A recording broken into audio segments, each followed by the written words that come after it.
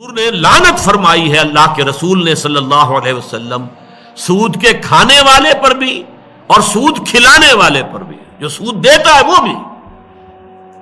لیکن یہی روایت جو ہے ترمذی میں اور ابو داؤد میں اور ابن ماجہ میں ہے تو اس میں مزید اضافہ ہے، لعن آکل الربا وموکلہ وشاہدیہ وکاتبہ۔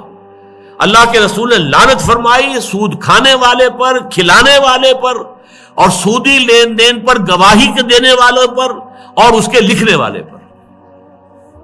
اللہ تعالیٰ اپنی حفاظت میں رکھے۔ اب اس کی جو اندازہ کیجئے، جو بینکوں میں بیٹھ کر کر رہے ہیں، جو اے جی آفس میں بیٹھ کے کر رہے ہیں، جو ٹیکسٹائل مل کا اکاؤنٹنٹ ہے، کیا کر رہا ہے؟ لکھ رہا ہے، مجبور ہے۔ لیکن ظاہر بات ہے کہ درجے رہیں گے، یہ سب کے سب بالکل برابر نہیں ہوں گے۔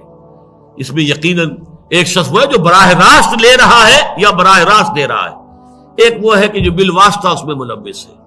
اس بالواسطہ ملوث ہونے میں بھی درجے مختلف ہوں گے۔ ایک ہے بینک کی ملازمت، وہ بینک تو بنیادی طور پر ہے ہی سود کی بنیاد پر قائم ہے۔ کم شرح سود کے اوپر ڈپازٹ لینا، زیادہ شرح سود پر قرض دینا، یہ بینک کا اصل بزنس ہے۔ اس میں جو ڈفرنس ہے وہ بینک کی کمائی ہے۔ اللہ خیر صلی۔ تو یہ تو گویا کہ سرتا پا سود ہی کا ادارہ ہے، لہذا اس کی ملازمت جو ہے یہ سب سے زیادہ خراب ہوگی۔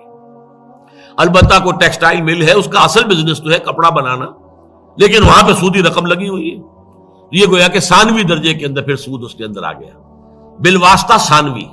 تو اس طریقے سے کم عملی شکل یہی ہو سکتی ہے دنیا میں کہ آپ گاڑھے سود کے مقابلے میں پتلے سود کی طرف، زیادہ گہرے سود کے مقابلے میں جو کم گہرا ہے سودی معاملہ، اس کی طرف رفتہ رفتہ نکلتے آئیے۔